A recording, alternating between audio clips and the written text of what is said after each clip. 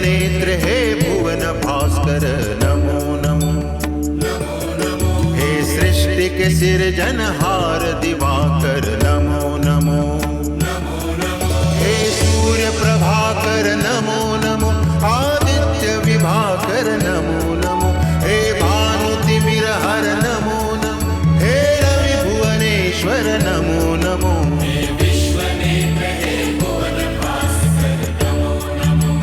नमो नमो। सृष्टि के सिरजनहार दिवाकर नमो नमो। ओम सूर्याय नमो नमः। ओम सूर्याय नमो नमः। ओम सूर्याय नमो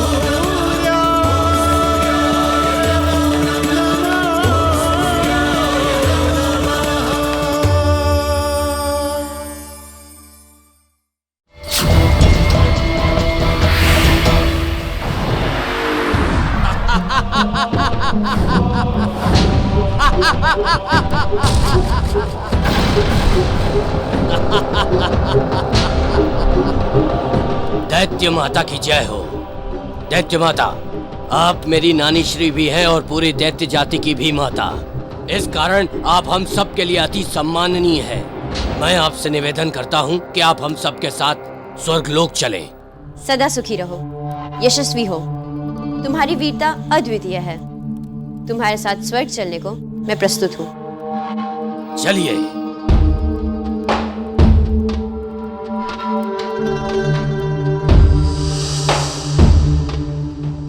पाताल राज की, पाताल राज की, पाताल राज की, पाताल राज की, पाताल राज की, पाताल राज की। शांति शांति शांति। पिताश्री, माताश्री, आपके और नानीश्री के आशीर्वाद से आज देवताओं को पराजित कर मैंने स्वर्ग पर विजय प्राप्त कर ली है। मेरी इच्छा है कि आप दोनों इस सिंहासन पर विराजमान होकर इसे सुशोभित करें।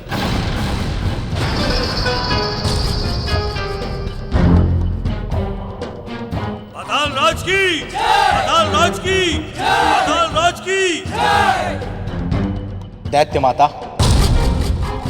पहली बार असुरों को इस सिंहासन पर बैठने का गौरव प्राप्त हुआ है।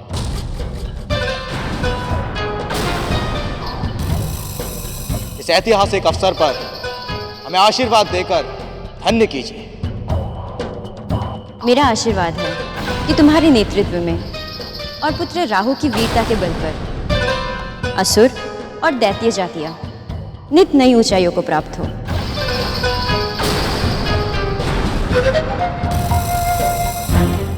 पुत्र राहु, इस सिंहासन पर बैठने का वो गौरव जो असुरों को आसानी से प्राप्त नहीं हो सकता था, वो तुम्हारे कारण हमें प्राप्त हुआ।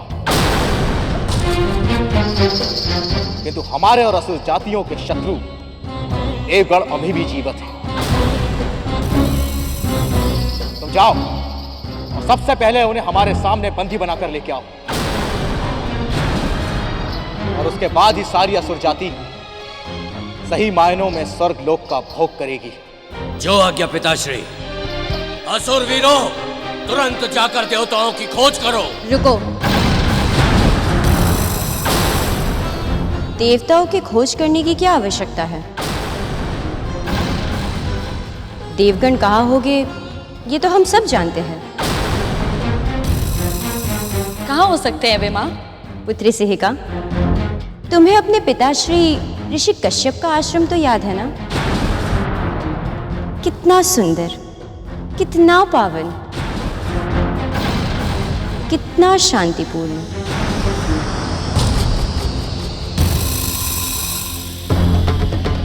सैनिकों, जाओ ऋषि कश्यप के आश्रम में और उन देवताओं को ढूंढ के लेके आओ। जो आज्ञा महाराज। चलो सैनिकों।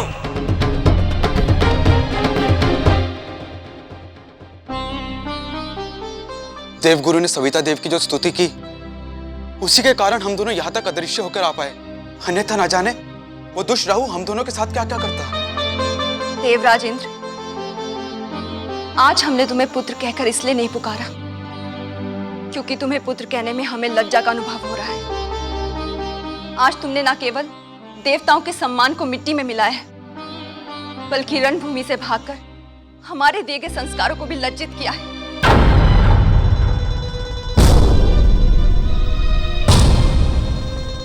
देवी अदिति, मैं आपके पुत्र समान हूं। मैं आपसे विवाद नहीं करना चाहता, किंतु देवराज इंद्र पर आपका इतना क्रोध उचित नहीं है, क्योंकि इनकी पराजय तो महामुनि दुर्वासा के श्राप के कारण हुई है। पवन देव, सत्य कहा आपने। पुत्र इंद्र की पराजय महामुनि दुर्वासा के श्राप के कारण हुई। किंतु सोचने का विषय यह है कि इनके जीवन में ऐसी परिस्थितियां आई कहां से? इन्होंने ऐसा कौन सा लज्जापूर्ण आचरण किया कि महामुनि दुर्वासा इनको श्राप दे बैठे?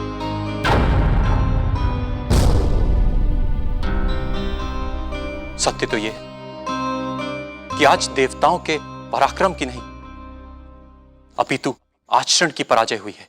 क्षमा करें ऋषिवर, माना कि देवराज इंद्र से भूल हो गई है, किंतु इसका दोष सभी देवताओं को तो नहीं दिया जा सकता। अग्निदेव, ऐसा लगता है कि आप लोगों को अभी तक अपनी भूल का आभास नहीं हुआ है।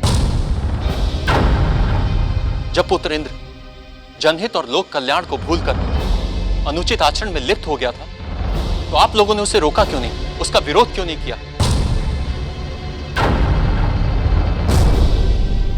उसे चताया क्यों नहीं? या फिर आप सब उसके साथ राग रंग का आनंद ले रहे थे?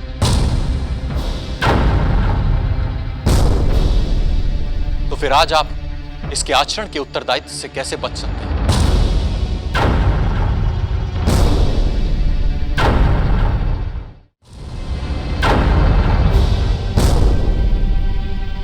जो होना था वो हो चुका है, किंतु अब आवश्यकता है इस समस्या का हल सोचना।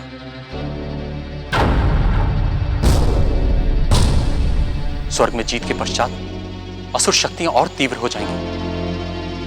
असुरों के अत्याचार से संसार त्राही त्राही करे, उससे पहले ही मुझे अपने पूज्य पिताश्री से भेंट कर उनका मार्गदर्शन प्राप्त करना होगा।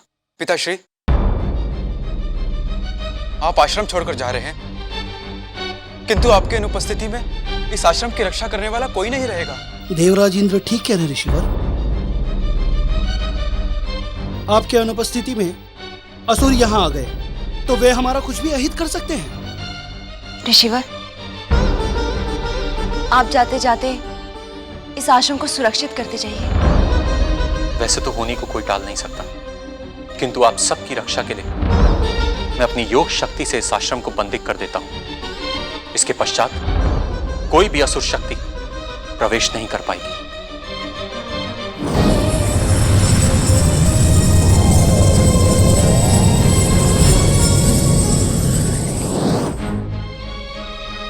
अब आप सभी लोग सुरक्षित हैं। यदि कोई संकट आए तो भगवान सूर्यदेव को याद कीजिएगा। मैं पिताश्री से भेंट करके आता हूं।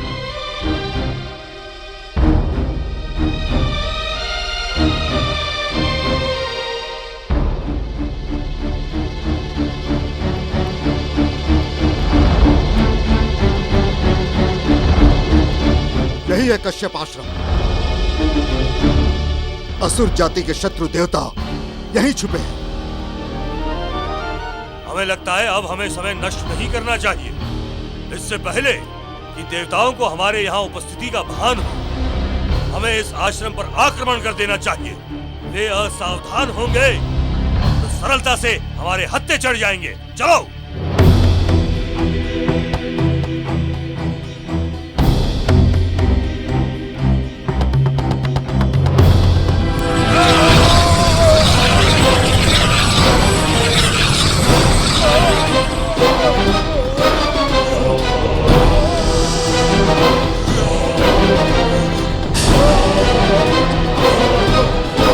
अच्छा हुआ पिताश्री जाने से पहले अपनी योग शक्ति से इस आश्रम को बांध गए। इन दुष्टों में इतनी शक्ति नहीं कि उनकी योग शक्ति का घेरा तोड़कर अंदर आ सके। पता नहीं क्या जादू कर रखा है इन दुष्टों ने इस आश्रम के द्वार पर। यहाँ आकर अगर हम भीतर न जा सके तो बड़ी लज्जा की बात हो जाएगी। हम भीतर नहीं जा सकते तो क्या हुआ? उन्हें तो बाहर आना ही पड़ेगा। इन दुष्ट देवताओं को पाठ पढ़ाने का एक और उपाय है मेरे पास। वो क्या? हम बाहर से यहीं से इस आश्रम को आग लगा सकते हैं। वो कैसे? हम अपनी मशालों को फेंक कर आश्रम की कुटियों में आग लगा सकते हैं। चलो। रुको पुत्रों, तुम लोग बहुत दूर से आए हो, थक गए होंगे, भूखे होंगे। तुम कहो तो हम खाना मंगाएं? लेकिन यहाँ मांसाहारी भोजन नहीं मिलेगा, शाकाहारी भोजन से ही काम चलाना पड़ेगा। संकोच मत करो, तुम सब अभी युवक हो, तुम्हारी आयु अभी छोटी है, हम तुम्हारी माँ जैसी हैं। बिना संकोच कुछ भी मांग लो। तुम्हारे लोग जैसी सुखदायी शैया तो यहाँ नहीं मिल सकती, उषा शैया से ही काम चलाना पड़ेगा। वैसे भी थकान के समय तो हर शैया सुखदायी लगती है। हम तो यहाँ आश्रम नष्ट करने आए थे, इन्हें हम लोग पहुँचाने आए थे, पर ये तो हमारी सेवा की बात कर रही है। मुझे भी कुछ समझ में नहीं आता, लेकिन इसकी बातें सुनकर मुझे अपनी माता याद आ गई। अरे तुम लोग तो संकोच कर रहे हो। संकोच कैसा? हम तुम्हारी माता समान ही तो हैं। तुम सभी हमारे पुत्र जैसे हैं। घेर लो इसे।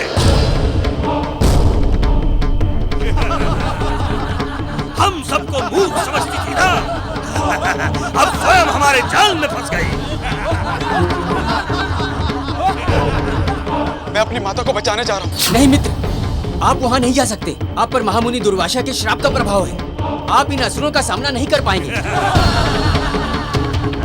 आप देवताओं के राजा हैं। यदि आपको कुछ हो गया तो इसका अर्थ होगा देवताओं की इस युद्ध में अंतिम रूप से पराजय। किंतु मेरी माता का जीवन संकट में है, मुझे उन्हें बचाने जाना ही पड़ेगा। देवराज, आपकी माता की चिंता हम सबको है,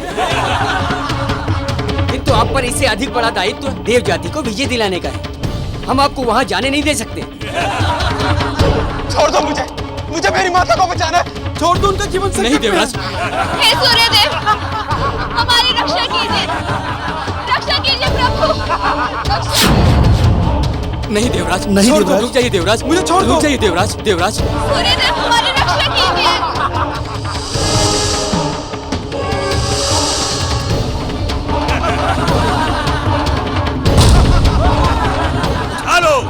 उठा लो इस स्त्री को और ले चलो पाताल लोक।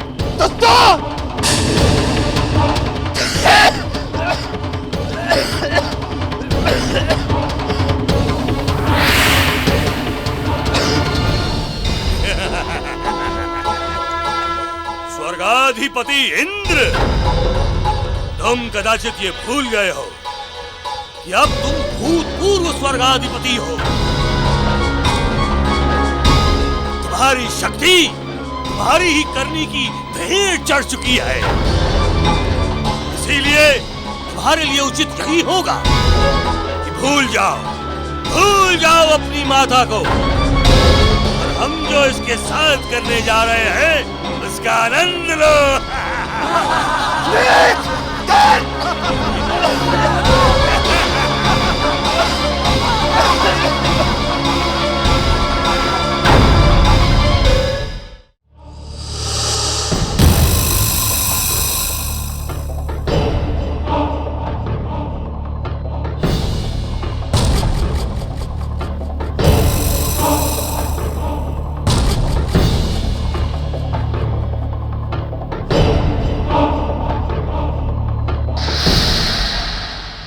आपकी दिव्य शक्ति से क्या दिखाई दिया दैत्य गुरु? कश्यप आश्रम के क्या समाचार है? पुत्री दिति, समाचार तो बहुत शुभ है। हमारे असुर सैनिकों ने अदिति को उनके ही आश्रम में बंदी बना दिया है, और अदिति पुत्र इंद्र मुनिवर दुर्वासा के श्राप के कारण उनकी रक्षा करने में असमर्थ है।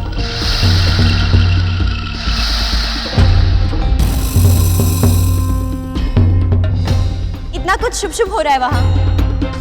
जिस पल की मुझे इतने वर्षों से प्रतीक्षा थी वो आज आ गया है। मेरी परम शत्रु अदिति को अपने किए का फल मिल रहा है और मैं यहाँ बैठी हूँ।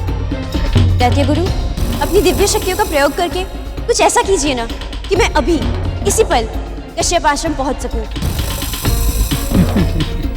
पुत्री अदिति, इस कार्य के लिए अब तुम्हें मेरी सहायता की आवश्यकता नहीं। यदि तुम केवल ऐसी इच्छा करोगी तो तुम्हारी इच्छा स्वयं पूरी हो सकती है। क्या अर्थ है आपका इस बात से? तुम शायद भूल गई हो कि तुम इस समय स्वर्ग में हो। इतनी बड़ी बात मैं कैसे भूल सकती हूँ? तो शायद तुम्हें यह भी ज्ञात नहीं होगा कि जो व्यक्ति स्वर्ग में निवास करता है उसे स्वयं ही 8 प्रकार की सिद्धियां प्राप्त हो जाती हैं। और उनमें से एक सिद्धि यह भी है कि व्यक्ति जब चाहे जहां चाहे एक ही पल में जा सकता है। तो मैं कश्यप आश्रम जाना चाहती हूँ। किंतु पुत्री, उसके लिए पहले तुम्हें अपनी सिद्धियां सक्रिय करनी होंगी। कैसे? बस एक बार कहो, जय दैत्य शक्ति। तुम्हारी दिव्य शक्तियां सक्रिय हो जाएंगी। जय दैत्य शक्ति। पुत्री अदिति, इस प्रकार नहीं, तनिक खुल के कहो। जब तुम्हें स्वयं अपनी शक्तियों पर विश्वास नहीं होगा तो संसार को कैसे होगा? जय दैत्य शक्ति। पुत्री अदिति, अब तुम्हारी शक्तियां सक्रिय हो चुकी हैं। अब केवल अपनी इच्छा व्यक्त करो।